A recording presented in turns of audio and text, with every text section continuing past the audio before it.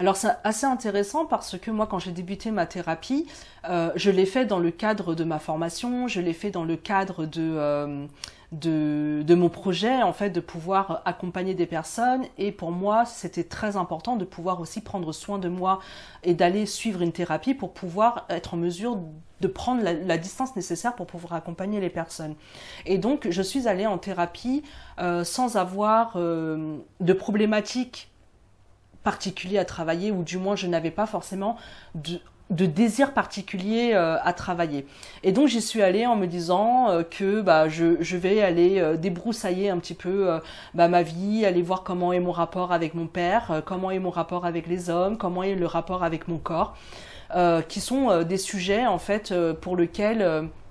j'ai passé beaucoup de temps dans ma vie à me dire je suis pas touchée par ça, on s'en fout du regard des autres, et puis petit à petit je me suis rendu compte à travers l'échange que j'ai eu avec mon thérapeute, donc j'ai choisi un homme d'ailleurs exprès pour ça, où je me suis rendu compte de finalement l'importance du regard de l'autre dans ma vie, que je pensais pas qui était important, et qu'il était beaucoup plus que ce que je pensais. Et ce qui s'est passé, c'est que je me suis rendu compte que dans le lien que j'ai établi avec mon thérapeute, je me suis rendu compte que finalement, je prenais beaucoup plus le temps avant de faire confiance à quelqu'un, alors que je pensais être une personne qui faisait confiance facilement à quelqu'un, et de me rendre compte que en fait j'ai beaucoup testé mon thérapeute, il a été quand même assez patient avec moi, assez compréhensif,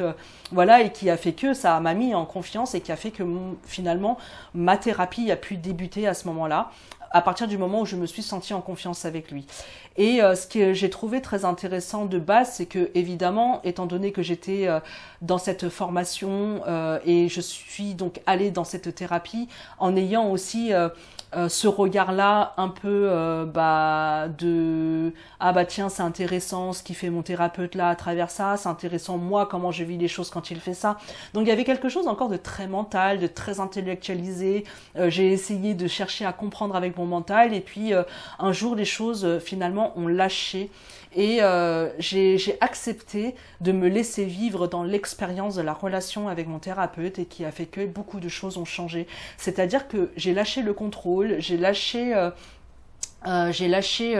mon besoin de tout comprendre, mon besoin de tout analyser, et là je me suis dit c'est bon, laisse-toi porter et laisse-toi vivre en fait sur cette heure-là, enfin c'est 45 minutes de thérapie par semaine, laisse-toi vivre, laisse-toi te raconter, laisse-toi être, et finalement apprends juste à être celle que t'es, avec ce que tu vis, avec ce que tu ressens, avec ce qui se passe à l'intérieur de toi. Et ça, c'était quelque chose qui n'était pas facile du tout. Le fait de me rendre compte que finalement j'allais en thérapie, et que il y avait des choses que j'avais du mal à montrer à mon thérapeute, j'avais compris qu'en fait c'était exactement la même chose qui se passait à l'extérieur dans ma vie, et que le fait de me dire bon ok, là je vais pouvoir aller le travail en thérapie, je vais pouvoir le mettre au travail avec mon thérapeute, dans la relation avec mon thérapeute, ça m'a permis en fait de lâcher tellement de choses après dans ma vie et dans mes relations, parce que j'ai accepté de laisser mon thérapeute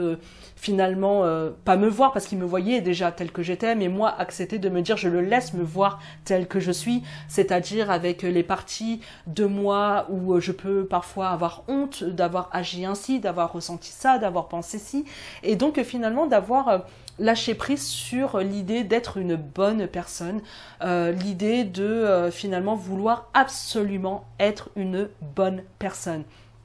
Et donc, à partir de ce moment-là, j'ai compris l'importance de faire le choix en fait d'accepter, de se regarder, d'arrêter de lutter contre ce qui est là, parce qu'en fait finalement les choses que l'on juge, les choses que l'on tyrannise de soi, c'est finalement des choses qui sont déjà là et qu'on n'a pas envie que ce soit là, mais que c'est là quand même. Et à partir du moment où on ose se regarder, donc moi à partir du moment où j'ai osé le regarder, à partir du moment où j'ai osé me dire ok, c'est là, ok, je peux par moment, quand je suis dans un état de fatigue, bah finalement ne pas être bienveillante, d'être un peu plus agressive, d'être plus sur la défensive, d'être peut-être méprisante, d'être peut-être hautaine, et que c'est ok, que ça peut être là aussi, mais que ça n'enlève en rien aussi toutes les choses qui sont positives de moi, de ce que je peux apporter au monde, de ce que je peux faire pour les autres, de ce que je peux être aussi pour moi. Et donc finalement cet équilibre est revenu dans ma relation avec moi-même face à la relation que j'avais avec mon thérapeute. Et en fait, je me suis rendu compte que le fait que je me sois détendue vis-à-vis de ça avec lui m'a permis de me détendre à l'extérieur. C'est-à-dire qu'à l'extérieur, après, ça a été beaucoup plus facile pour moi de dire aux autres, bah tiens, regarde, là, des fois, là, je me rends compte que dans cette situation-là, bah en fait, c'est compliqué pour moi de me sentir banale, que moi, j'ai tellement besoin de me sentir spéciale, que du coup, là, je vois que ma difficulté à me sentir banale vient m'activer. Et le fait de pouvoir le verbaliser, les choses telles qu'elles sont, fait que du coup, ça lâche. C'est quand on parle de lâcher prise, c'est un peu ça. Du coup, ça lâche et je ne suis plus en tension vis-à-vis de moi-même ou à l'intérieur de moi, je vais juger ah t'as vu t'es banal, t'es pas spécial, alors que là je suis ok, je suis banal, je suis pas spécial et c'est ok en fait. Et en fait, je me suis rendu compte que la vie est tellement plus simple depuis et en fait la thérapie Gestalt donc m'a apporté ce côté un petit peu plus détendu, ce côté là où j'ose regarder un petit peu plus les parties de moi que je détestais, ces parties de moi que je voulais cacher au monde, ces parties de moi que je pensais qu'on rejetterait et que finalement parce que je les ai intégrées à l'intérieur de moi, je les ai acceptées, je les porte avec moi au quotidien sans en faire quelque chose de douloureux, et ben finalement je me rends compte que les gens arrivent à m'aimer aussi tel que je suis et que ma place, mon assise, je l'ai depuis toujours et que j'ai